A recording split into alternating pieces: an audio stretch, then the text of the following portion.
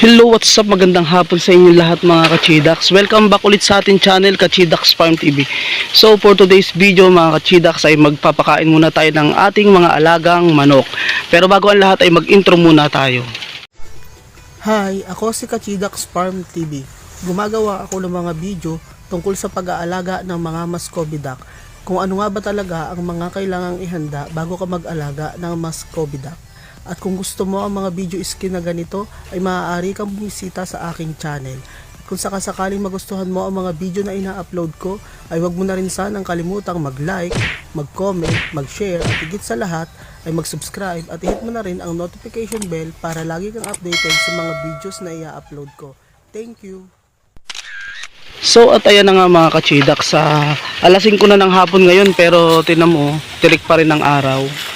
Ngayon ang gagawin natin ay magpapakain tayo ng ating mga alagang manok.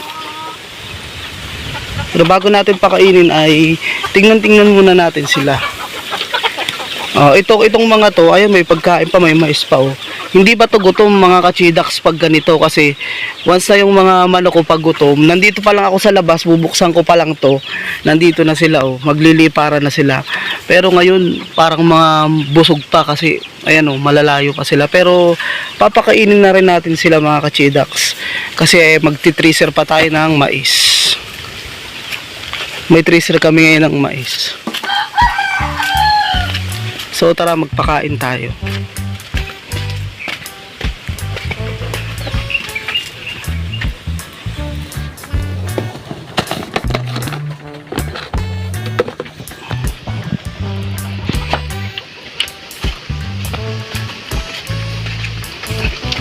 So ayan mga kachidax, Galimax yan, tapos sinaluan ko na rin ng 1 kilong mais. Unahin na natin tong dalawa.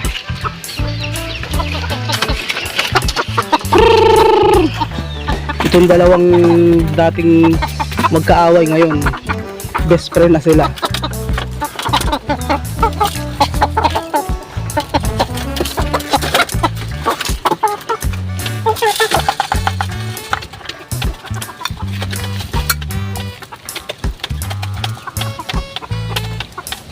Itong dalawa kahit pinapakain ko to lagi, pero pag nilagyan ko parang kala mo gutom na gutom.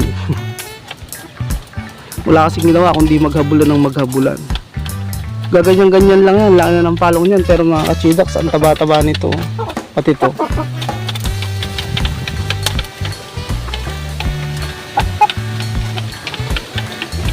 Maganda sana kapag nandun na sila sa malaking kulungan, no? Para magkakasama silang magkakapatid. Kaya lang talagang nagsasabong sila. Dito naman, ayan, ito yung naglilimlim kong manok. May pagkain pa siya. Kachidax, so dito na. Hindi pa sila nagwawala. Mga busog pa sila. Pero papakainin na rin natin kasi nga magti-tracer pa kami ng mais. Mahirap mag-vlog mag-isa, no? Lalo na pag walang cameraman.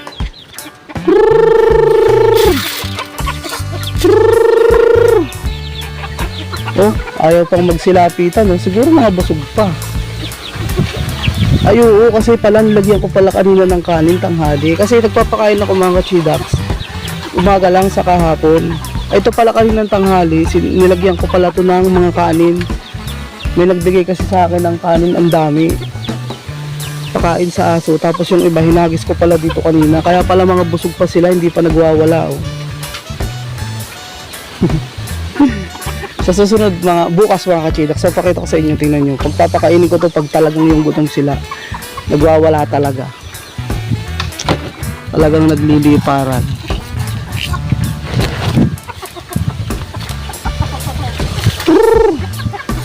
Kumain na kayo kasi mamaya hindi ko na kayo mapapakain.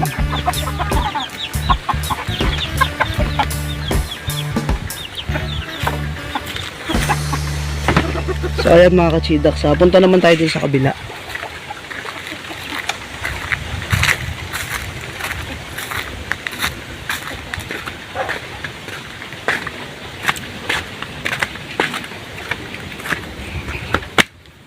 May sarili naman silang pagkain dun kaya hindi natin to dadalhin.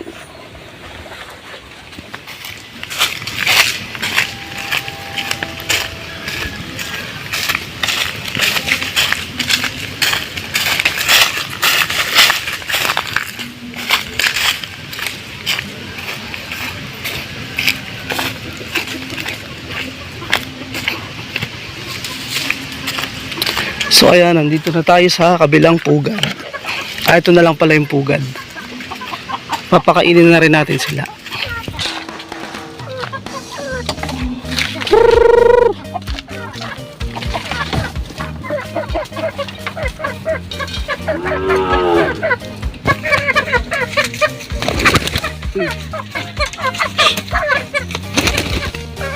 Maano kasi sa akin tong manok na to.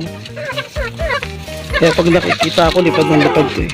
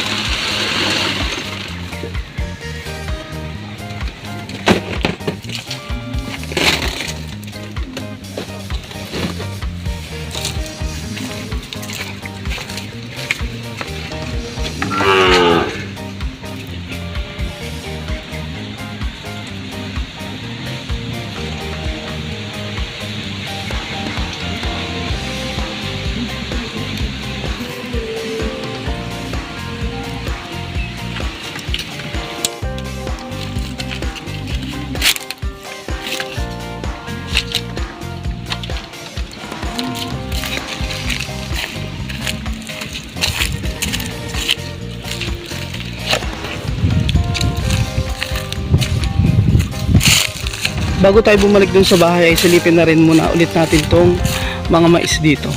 Kasi kanina may pinuputol na yung taas ng mais kasi nga yan pinapakain yan sa baka mga kachitaks. So baka katapusan pupulwakin na rin to. Tatanggalin na rin. Kaya lalawak na naman itong likuran ng bahay. So ang daming mga baka mga kachitaks oh. Sarap nilang tingnan oh. Kahit alas 5 na tirik pa rin yung araw.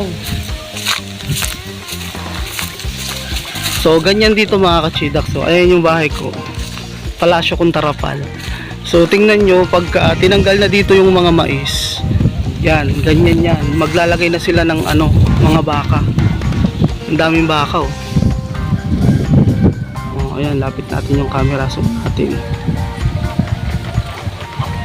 O di ba mga kachidaks, puro napapakinabangan talaga dito. Kasi pag palay, pagkatapos ng mag-harvest ng palay, noon pagkatapos ng harvest ng palay, pinapakawalan ko talaga yung mga alaga kong pato sa manok. Tapos nandito naman sila. Yan. Kaya nakakakain sila kasi syempre di ba kapag nag-ano tayo ng palay, may mga nalalaglag. Sila yung kumakain. Kaya matataba yung manok at pato natin noon. Kahit dito sa mais ganun din. Basta kapag may mga natira diyan. Kaya lang sa ngayon, hindi nga muna ako nagpapakawala ng mga alaga.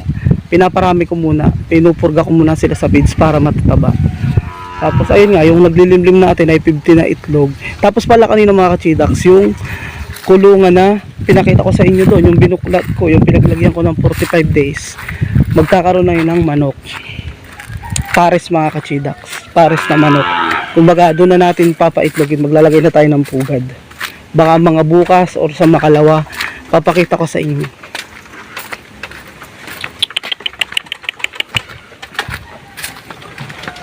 So ayun lang ang vlog natin for today's video mga kachidaks. Maraming salamat sa mga manonood ng video ko ulit na to at sa mga videos na i-upload ko pa. So busog pa sila, hindi pa sila kumakain. Yan naman talaga kapag mga busog ayaw nila kumain. So bye bye guys, see you next vlog.